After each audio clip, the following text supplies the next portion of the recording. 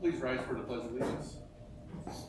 I pledge allegiance to the flag of the United States of America and to the republic for which it stands, one nation, under God, indivisible, with liberty and justice for all. Welcome, everybody.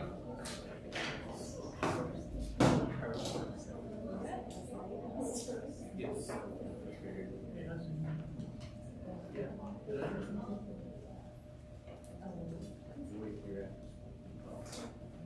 All right, so to the board, I asked Mr. President here about something that's ultra professional, maybe a little bit quirky, but I got this idea from one of my colleagues from somewhere where they open their board meetings reciting the vision of the district. And I thought that was an interesting concept to always keep at focus, what's your vision. So I asked if we could have permission to open up our meeting tonight with the board reciting our vision, which you have in front of you. Just see how it goes. If you're all game for it, just keep our strategic plan alive and what we're doing and what we're all about. So you ready for this? I can lead us. You lead us. All right.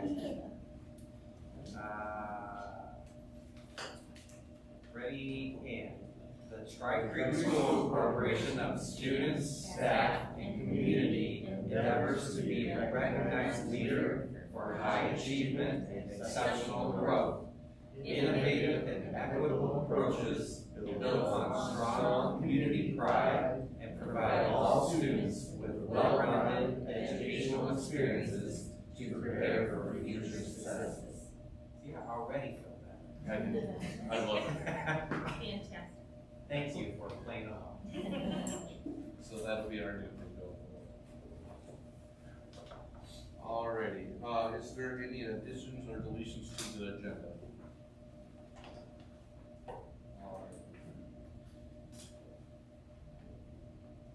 Ian? Alrighty, so there's no public comment for agenda items that was turned in. Presentation, the Tri-Creek Proud Award for Dr. Clarence J. Duckweather. Yeah, so we have a couple visitors in the house, if they would come on over.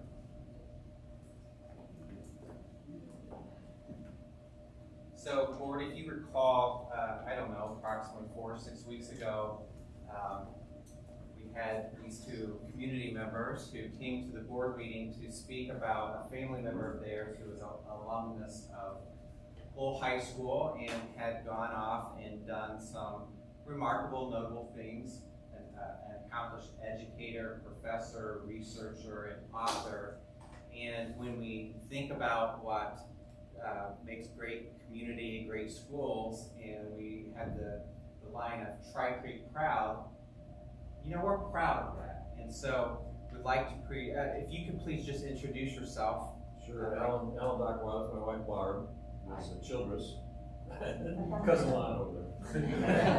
What I do? And so Clarence is your brother. And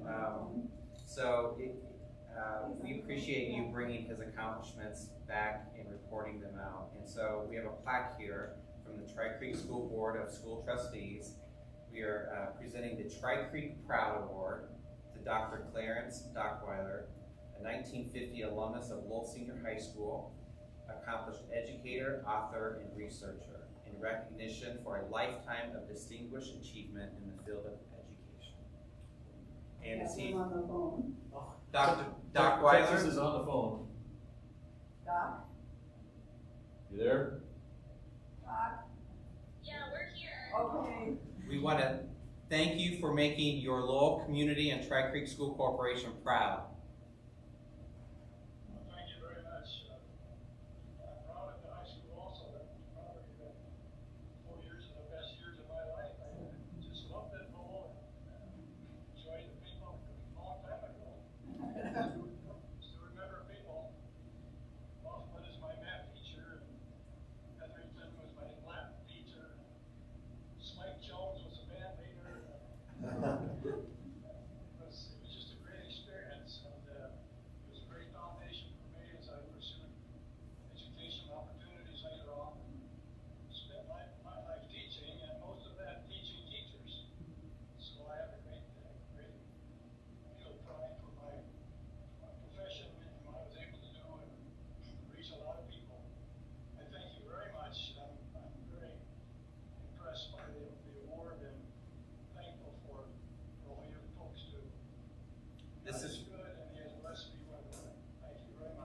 know what, this is what it's all about, preparing for people to stay and enrich our community, and if they don't stay in our community, to enrich the world. So we're glad that you did just that.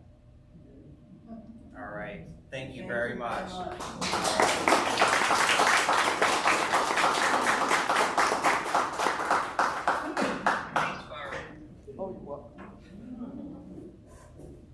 Yours that you talk about the relationships more than anything else. Yeah. As opposed to all the traumatic stuff that happens from maturity. For the best years of his life.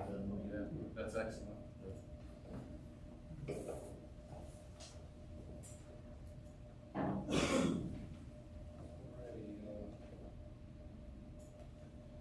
We'll go ahead and open up for the second public hearing of the preliminary determination notice and first public hearing of 10/28/19.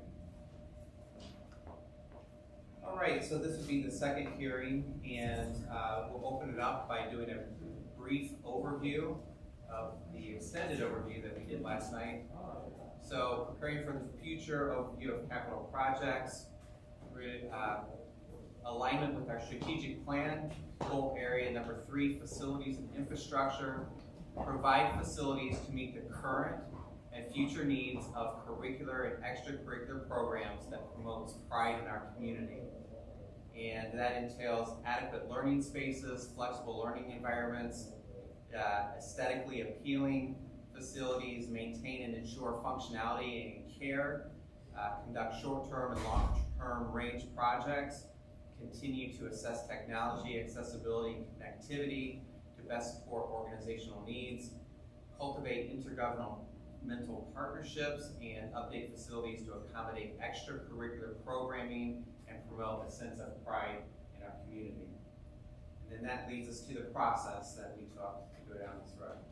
So the process here, of course, we started this back in January of 2020. Again, it seems like it's been a long road to come to this, where we finished our facility study that we've done here. So we met with architects, we assigned an architect eventually in March of 2021 because of the shutdown. We worked through community public meetings from September of 21 to May of 2022. We received information, like our demographer report, in summer of 2022. Upon receiving that, we've had other changes within that would affect that, being mortgage rates and a lot of other information that kind of backed us off from our original thoughts on our demographer report.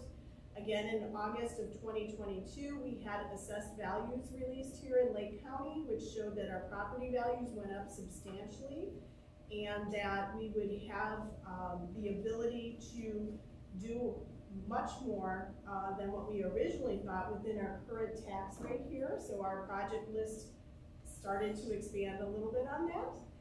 September 28th, we had a work session with the board here and the public on our project lists and talking about our priorities. And then that went to a town hall meeting in October, just a couple weeks ago here, where we met with some community members and discussed planning for the future and how we could get most of our ideas within this package deal here. And November 2nd, we had another work session here to work on prioritizing all those capital needs and our ideas that we have. So it's been a long road to come to this point where we're now at the process of our projects list. So we'll just go through our project list. Basically, it would demolish the current warehouse in front of Three Creeks and relocate to an extension off of our transportation center. The next slide is addressing facade issues, concerns at the middle school and the high school, and that would align back to strategic planning, improve safety with knowing where people know where to go, as well as just exhibiting that pride in our community. The next slide, athletic complex, basically to address multiple issues of basically the surface of the fields that don't drain, having to cancel events, taking care of the surfaces. So we're looking at a massive remodel of the athletic complex. The next slide would be the aquatic center. We've identified that the current pool is constantly in need of repair, and so adding on an aquatic center that would have community access and also enable our kids to have pools as part of their PE program and implementation of swimming into the curriculum. Elementary schools, I'll just tag Mr. Deal, just a quick overview of what that might be. Just taking into consideration the demographer study, the growth of our community, the current footprint of each of those buildings, and the need for enhanced spaces to meet the needs of those kids' growing populations, not just for classrooms, but for the programs that are in those buildings to support the students as well. And then at the middle school, identifying items that affect the larger districts, the flexibility of being able to go down one path or the other. Some potential items would be furniture and infrastructure repairs, signage and branding, possible additions or renovations, bus lane to address traffic flow. So that's in the scope of what we're talking about. And then that leaves us with the high school, with cosmetic updates, programming, addressing the area for gymnastics, cheerleading, and a performance lab, cardio access to the community, and so that's it in a nutshell. Did I miss the part about rebuilding out here from the service barn from first thing? Yeah. So that was included, yes. You remember our friend, Mr. Jim Elizondo? Hello. It's nice to see you again, such short notice. If we get this first slide, or we can just work off of that if you want, or you got it. Whichever way you want. There we go. Okay. So, Couldn't see it.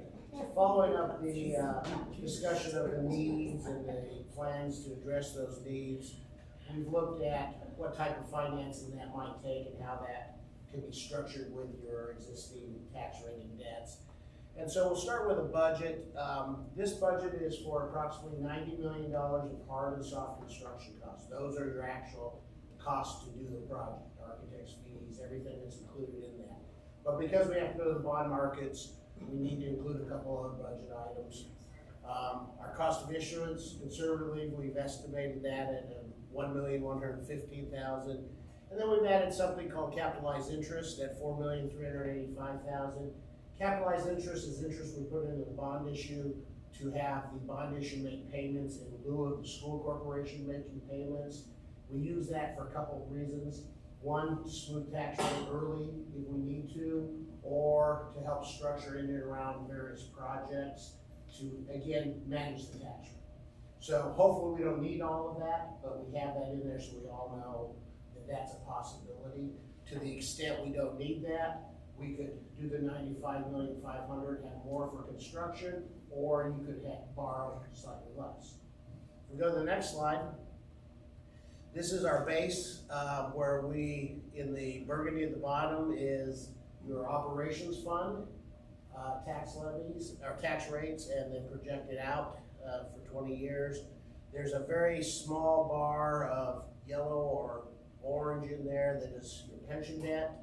And then the green represents your existing debt service through 22 and then what was ever in place prior to the bonds we just sold earlier this week. If we go to the next slide, you'll see that is what I had projected it would look like. However, we sold the bonds slightly different than that. I shared that last night. The first bar, it looks exactly like that, but then we took the second year of that payment and spread that then over the remaining 5 years to lower that impact. We felt that with the level of interest rates up front, that gave you a lot more flexibility with this new project to allow multiple series of bonds, maybe the possibility we don't need to use as much capitalized interest. By having a larger pocket in that first year to put these new projects gives you a lot more flexibility to structure those. So that doesn't reflect exactly where we ended up, but if you go to the next slide, it all still fits into the same picture in that we anticipate that $95,500,000 bond issue to be funded within the estimated 2023 total school rate, or 24 school rate, lower than where we anticipated 23 for the debt funds and the operation funds. I also, Excuse me, did you say you sold the bonds already? yes, we sold bonds Monday. 5.8 million. 5.8 million. That was that prior, Right. yeah. So everything went well with that? Everything went well. What was the interest rate that we got? 3.3 and a fraction percent. Wow.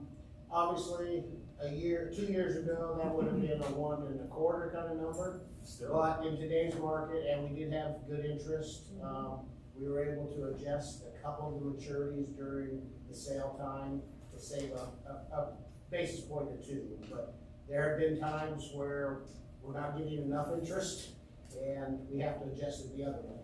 But it just happened to hit well, but pleased with the outcome.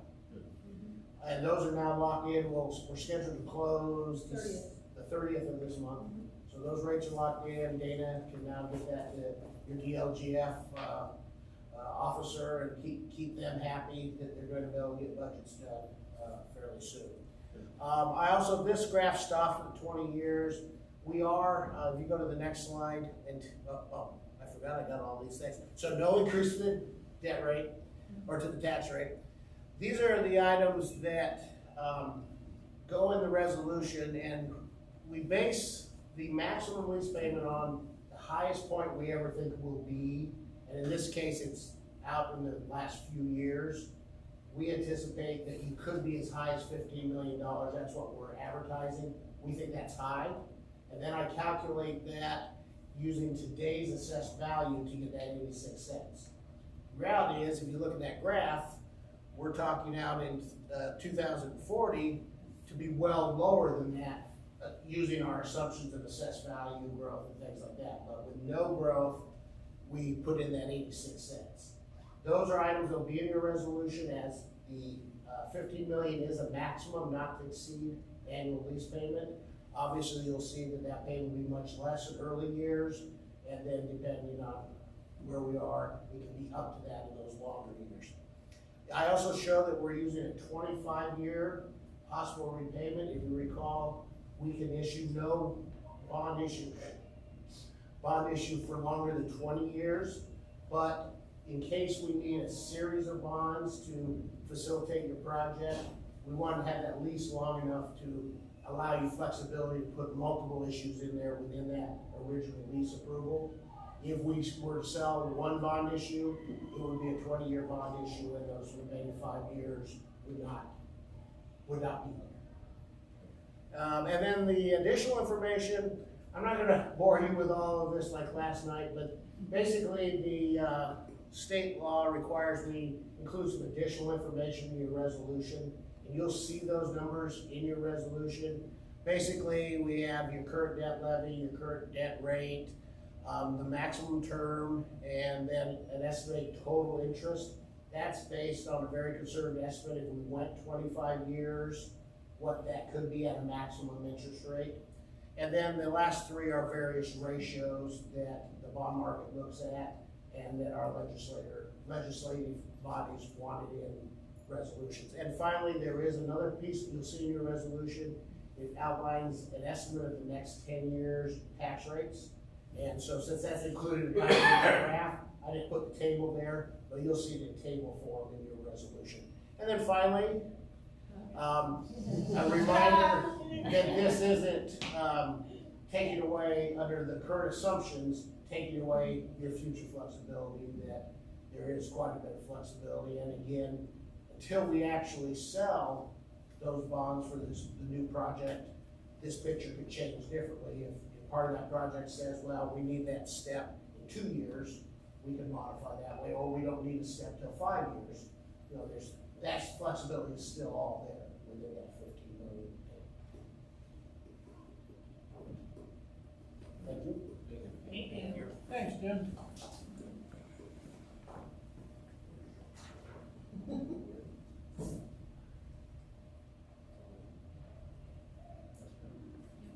Public input on any? So you can open the hearing for public input. If there's any public input at this point, or any questions? I can close it now. All right, you want to close the public hearing?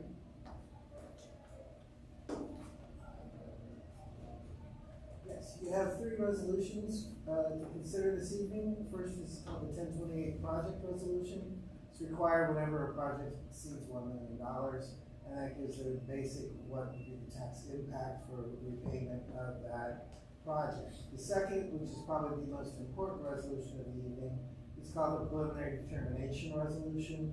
That one sets forth various financial impacts, ratios, and as Mr. Elizondo referred to, a chart of estimated debt service levies for the next 10 years. These are all very specifically set out in the statute that allows schools to do these projects. And the others that are there that are a little interesting are ones that are like, what's the total debt for all of the various local governments involved we're trying to control. The final resolution is called the reimbursement resolution. If you remember, we do one of these every time you have a tax-exempt bond. That allows us to, going forward, should Dana incur any costs, that she would be able to reimburse the school from the bond proceeds when the bonds are actually issued. And Mr. President, it would be my recommendation that you approve all three resolutions. If you want to do it as one motion, that is acceptable, or you can do each one individually. Thank you. Thank you. So moved.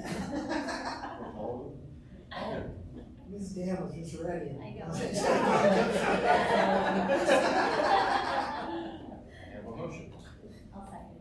I have a motion and a second. Any further discussion?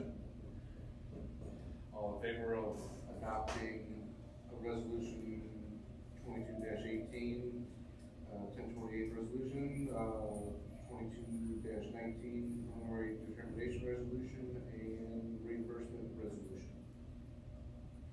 All in favor, say aye. Aye. Opposed, same sign. Motion passes.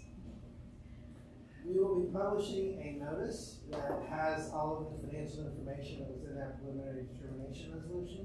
That will start a 30-day period where members of taxpayers could ask for additional procedures to be done before we approve the project. And if we don't receive any of those requests in the next 30 days after the publication, then you are clear to go forward with the project. Thank you. Thank you. Thank you, gentlemen. Can we Yes. Yeah. Have a great I mean, I love y'all, but I'm not coming back tomorrow. See, that's a Have a great evening. Thank you, guys. Bye. Safe travels.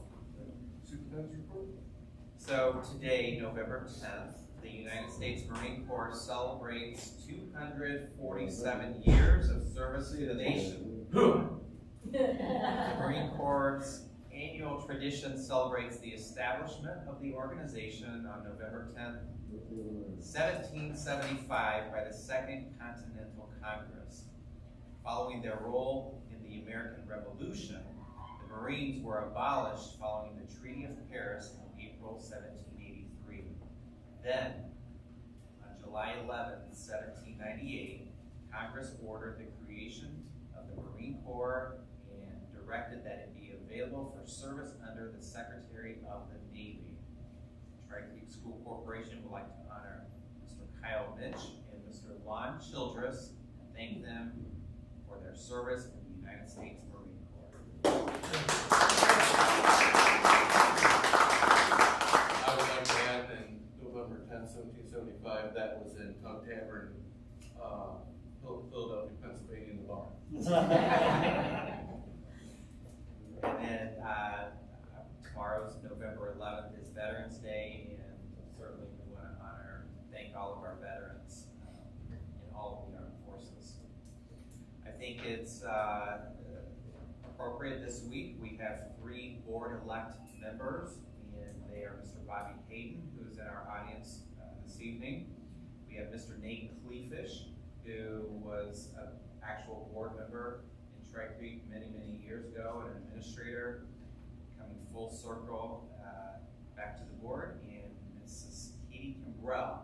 I did reach out to all three, extended a congratulations, and have an appointment with each one of them next week to get an orientation. I'm going to interview them. They didn't have an interview for this job, so they're going to get an interview. Why you run for the board? You know, what do you believe to be the strengths and opportunities for growth for the school corporation? What are you proud of? And to have a smooth transition, so to bring them along regarding our facility assessment, the topic of preschool, our fiscal status, as well as capital projects. So looking forward to that. We've also signed everybody up.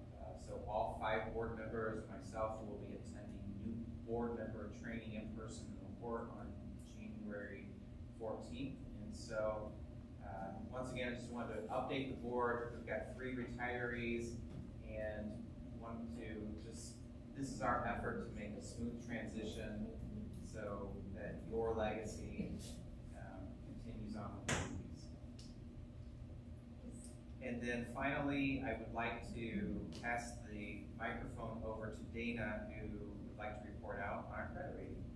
Sure. So part of the bonding process that we went through in order to get here to the $5.8 million issuance that we had this week was we go through an extensive credit rating call where I provide documents on our financial status. I send them projections from everything from businesses that have opened up in town to you know, subdivisions, all that kind of growth stuff, anything that could have an impact, a financial impact on the school district.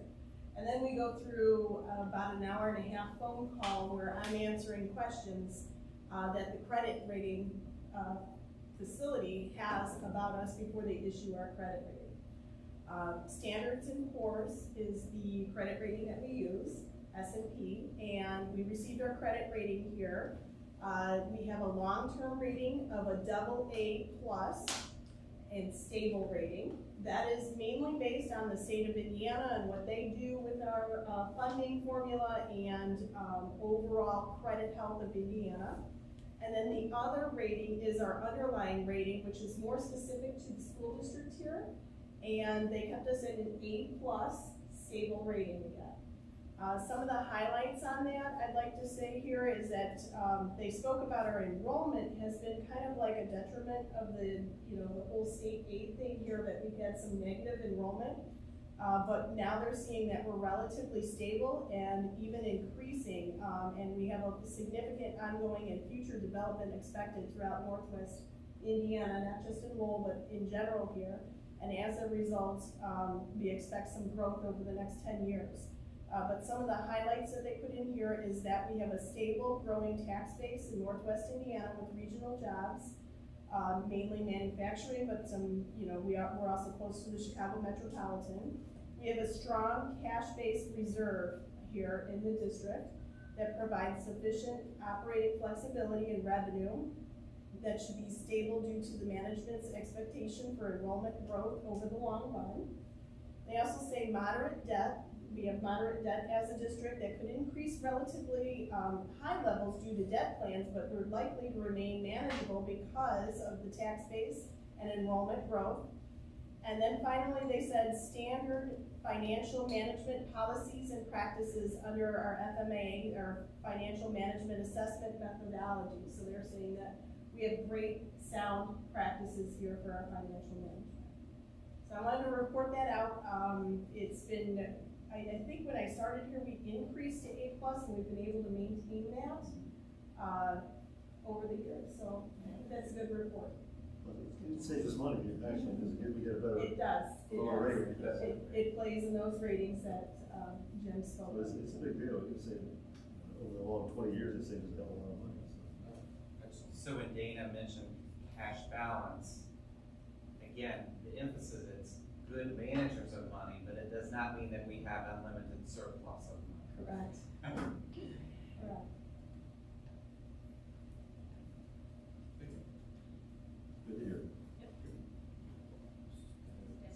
recognition. So I have 4 staff members that I would like to share their testimonies with the board. The first one is highlighting Stacy Heems, our district safety and security coordinator, and she was nominated by Sue Norris. And Sue indicated, "I am amazed at the things Stacy has done since joining our staff and in this young school year. She has been able to help us become a part of a nationally recognized program that are going to greatly improve the level of safety and security in the Tri-Creek School District. She inspires me to think outside the box and reach beyond my comfort zone." So that was for Stacy Heems. Then for Rachel Boncella, our Lowell Middle School least restrictive environment facilitator. Teacher Mr. Blink wrote in regards to Rachel. "Rachel spends absurd amounts of time with the kids that constantly struggle. She is willing to help her kids achieve success, and she finds opportunities for her kids to shine on a regular basis. She doesn't give up on kids, and she tries to show them the empathy that they need to move forward." Rachel Boncella. Next one is Mr. Randy Bogathy, Lowell High School law enforcement teacher. From Principal Jonathan Nanigan. "A few of my assistants had asked about being trained in CPR to keep our kids safe at lunch and recess. I reached out to Anne Marie from Human Resources for recommendations, and she gave me Randy's name. Randy volunteered 6 hours over the course of 2 evenings to train several of my assistants for, all capital letters, free exclamation point. Each of them sent me a testimonial about how much they appreciated Randy and his willingness to volunteer his time for them." That was Randy Bowman. And then finally, from 3 Creeks, our ES instructional assistant, Jill Garrison. Ashley Anderson wrote, "Jill is always willing to jump in and assist with whatever we need. She is always positive, always smiling, and is a great role model for our students. She is a true team player in every sense of the role and continues to be a bright spot at 3 Creeks." So as we say, great schools, great staff, Tri-Creek. Excellent.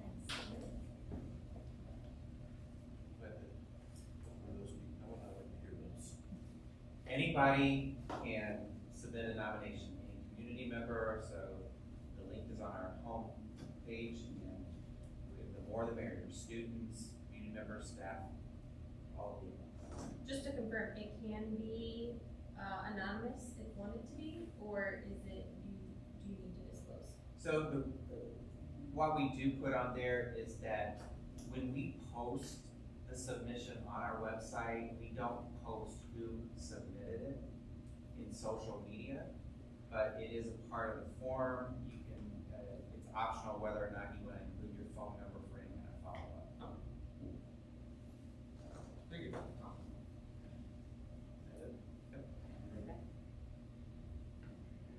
Board member report. I'll just talk about NICEAD for a moment. The financial situation is really good. They don't anticipate having to ask for any money or anything like that. They seem to be going on, having a great year out there without the COVID restrictions at all. So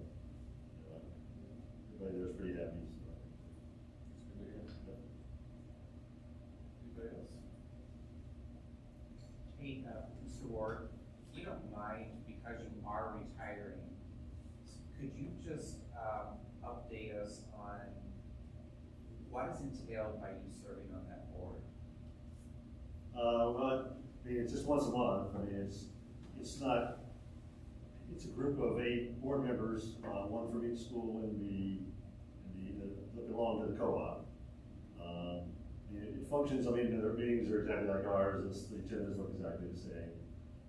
It's to approve like the teacher contracts and other things that they do as far as salaries and it's kind of like the same thing, though they don't have any building projects or anything like that. They don't have all the rules regarding the transfer from education and all that, but they still do it, but it's not really required. Where are those meetings held at? We're held at the Eagle Creek, Eagle Park, I'm sorry. It's on Crown Point there on Main Street, yeah. The school right there, Cromwell. Yeah. It's just behind, Used to be Aurelio's there, right? Yes, Aurelio's, it's right behind Aurelio's, and it's been a long time, actually. It's once a month, takes about an hour and a half every week. So is it days, what was it, is it this first, second Wednesday of the month? It's the second Wednesday of the month, yeah. I recommend Nate going, because I think, they all know Nate already, and they're really worried because out of the 8 board members, 5 of us are retiring, or 4 of us retiring and 1 didn't get reelected, so they only have 3 returning board members, and, you know, Nate knows about it, he knows them all, so I would recommend it. You have a right to assign them, so I recommend We've got that on tape. Yeah. No, that's the way it is in the bylaws, so I hope you can see. Welcome, Nate, and you're being assigned business. I think you'll enjoy it. It's a really good group of people, it's like the all-stars of the boards, you know, it's kind of a cool thing to talk to other board members and see what their problems are. Sometimes it made me feel very good.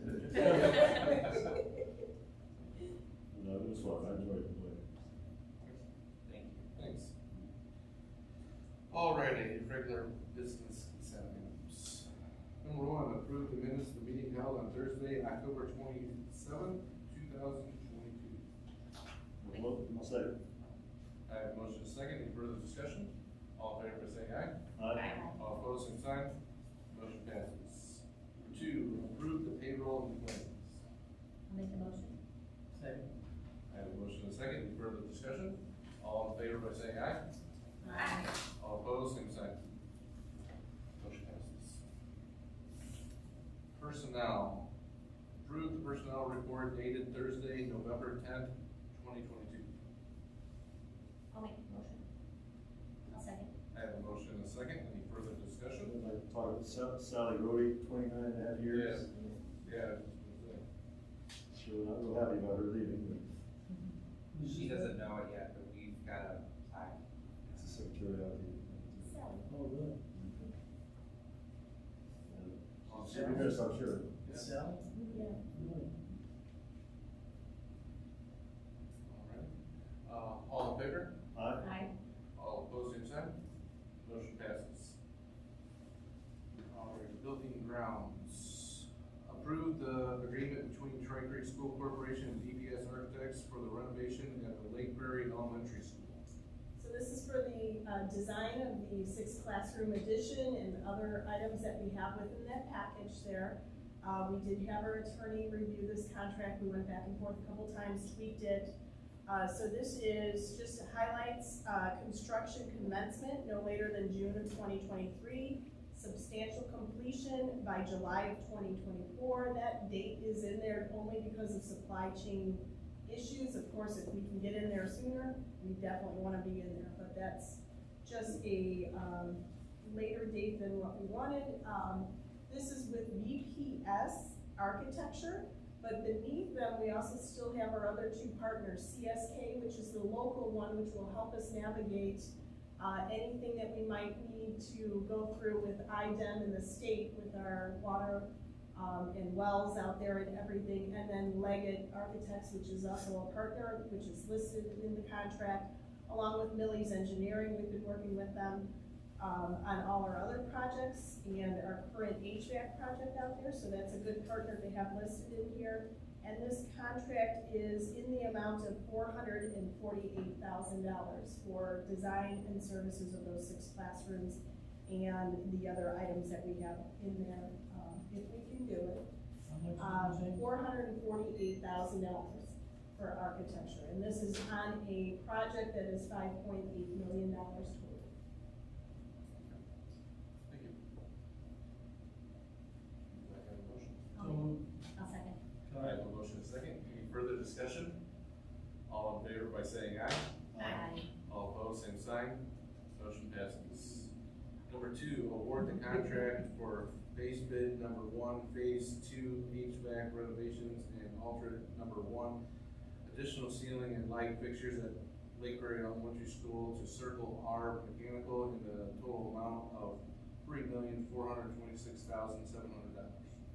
So this is a project that started, I wanna say 9 months ago. We bid it. We issued bonds for this in the amount of $3.5 million. And when we issued, and when we did our bid on the full package, it blew our budget out of the water because numbers for construction were just crazy at the time. The numbers that came in were well over $4 million and we did not have the money in there. So we ended up kind of retooling the bid and just doing a smaller portion of that.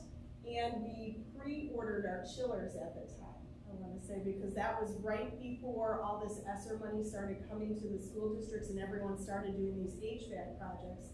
But we knew the money was coming and we knew these school districts would want to do that. So we pre-ordered our chillers in order to get ours started before all these other schools started ordering that. So that was part of it. So we did the pre-order of the chillers and we hired Circle R as our on-site managers at that time.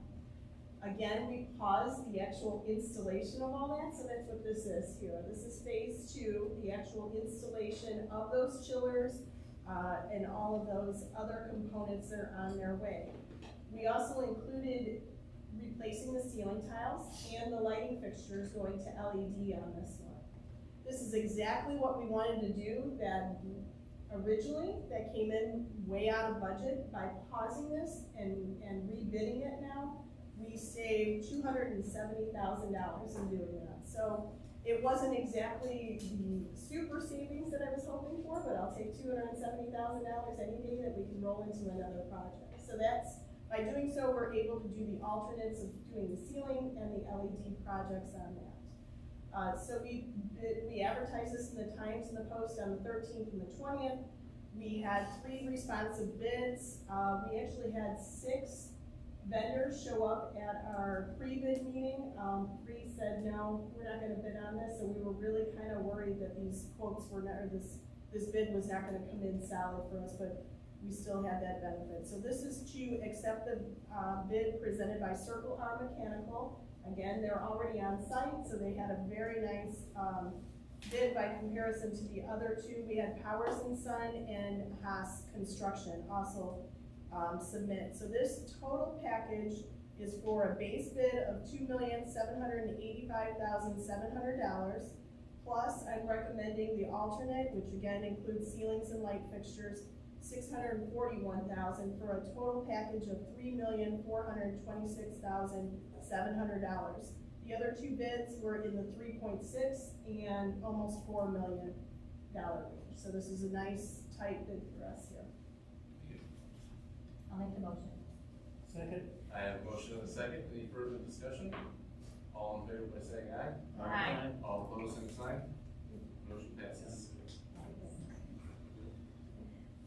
Our district operations. We want to approve the revisions to the Tri Creek School Corporation Board of School Trustees, Tri Creek Teachers Organization bargaining agreement for the 22-23 school year.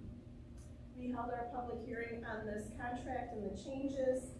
We had only a reopener for our health insurance because we had an increase in health insurance, so we had to come back to the table with our union to discuss that. We had a 2% increase overall in health insurance, which I was happy with because districts are struggling with 14 and 8% increases all over the place. So this is splitting that 2% increase between both parties, keeping our percentages behind the scenes of 94% for a single and 83% coverage for a family plan. And I'm happy to report this was a 15-minute negotiation session. So it was very, it was well received by both sides of the party here. Good for you. Love it. I'll make the motion. I'll second. I have a motion and a second. Any further discussion? All in favor by saying aye. Aye. All opposed, same sign. Motion passes. 2, approve the administrative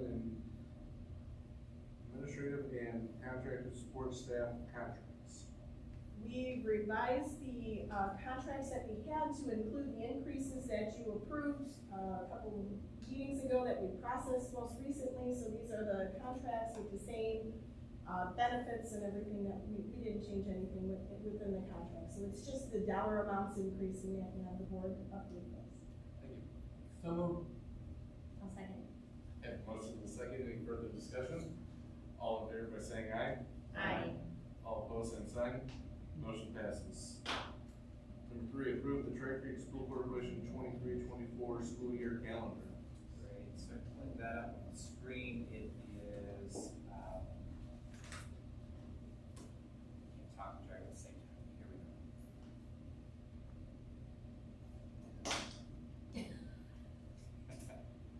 Just kidding.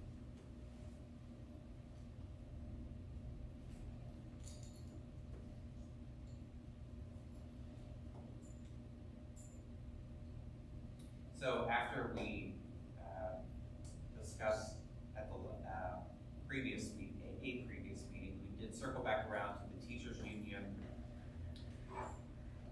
and the revisions that were made. Currently, in most recent history, there have been 3 teacher organization days front-loaded before the first day of school in August. We took one of those organizational days and we put it on Monday, January 8th, following winter break. This will afford time for teachers to calculate first semester grades. It will also afford the administration to touch base with staff on any kind of professional development needs or updates. So just moving that one day, that makes the first student day on Wednesday, August 16th. September, Labor Day off. The first e-learning day we have slated here to be on a Monday. October, fall break being October 30th and 31st. November, the 3-day for the Thanksgiving holiday. And then first semester would end at the end of the school day on December 22nd, resulting in 2 full weeks off. And then there's that organizational day back where it would be staff only, and then students return from winter break on January 9th. The January 15th is Martin Luther King Jr. Day, and so that is scheduled as a flex day if we need it for any kind of school makeup from an emergency closing. We would make it up on that day. If not, then everybody would have that as a holiday. Second e-learning day in January would be on Friday, January 26th. We have that set aside for professional development, which is also, I didn't even reflect to say, would be the same for the September e-learning day, reserved for professional development. February, we have President's Day slated as a flex day. March, if the e-learning day on March 5th is needed as a makeup day, we would go to school. If not, it would be for staff development. Spring break, last week of March.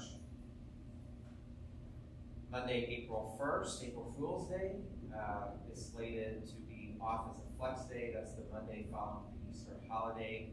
If we need it as a makeup day, we can go to school. If not, school would not be in session. That leaves us with Memorial Day on the 27th, the last day for students on May 30th, with Teacher Record Day on May 31st. I do want to point out that in good, meaningful discussion with the teachers union, we have some more discussion that we want to pursue regarding back to school nights, how those occur at the middle school and high school, when they occur, and the formats associated with that. We also have a need to circle back around to talk about parent conferences, when those fall within the school year, the format of that particular day. And so we'll be exploring that. So those are all to be determined at a later time. The reason we're bringing this to you tonight is we know, we definitely know the start, the ending of the school year, the breaks, so people, families can schedule vacations and schedule when the fair starts? I think it's the 5th through the 12th. What? 5th through the 12th, I believe. Okay, so we're good. They're starting to talk about moving that to July too, aren't they? I thought there was talk of it, but I'm not really sure. There's talk, we did a little research, but we know that, the dates that were just mentioned. Right, yeah, this year, yeah. They're talking future year. It's hard to imagine they want to compete with Porter County and Fort County. They were gonna, they said, I don't know, I talked to somebody about it. We also have, you'll notice the end of the first quarter and the distribution of report cards. There's a lot of discussion about that and the turnaround time. So once we get that figured out, along with parent conferences, along with back to school nights, we'll amend the calendar to reflect accordingly.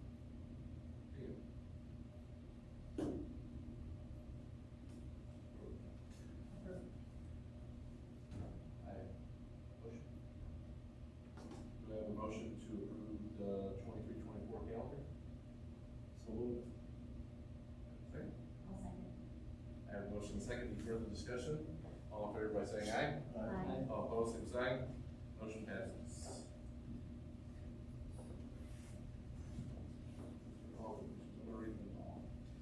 Number one, accept a donation from the Circle Tool Supply LLC of Hammond, Indiana, in the form of 10 Scarlet hand tool bags valued at $35 each for the use of Lowell High School precision manufacturing class. Number two, accept a donation from an anonymous donor in the form of 5 $30 Aldi gift cards to be used as needed for the Three Creeks Elementary School families. Number three, accept a donation from the American Legion Post 101, Lowell, Indiana, in the form of miscellaneous school supplies to be used for students' needs at Lake Prairie Elementary School. Number four, accept a donation from the American Legion Post 101, Lowell, Indiana, in the form of miscellaneous school supplies valued at $25 to be used for students' needs at Oak Hill Elementary School. I'll second. I have a motion and a second. Any further discussion? All in favor by saying aye. Aye. All opposed, same sign. Motion passes. We're still keeping track of all the donations. Didn't we have that? That's always nice to see at the end. When did you want to see that, Kyle? I don't know. I just like seeing it, whatever. Maybe at the end of the school year. Yeah. So, Or end of the calendar year? I can bring it to you next month. Sure. Whatever works. Nothing, I like it. I'm not picky. Sounds good. All right, public comment, not related agenda items. I didn't have anything turned in. The next meeting will be November 22nd at 7 p.m. Thanksgiving break is scheduled for Wednesday, November 23rd through Friday, November 25th. All right. Anything else for that?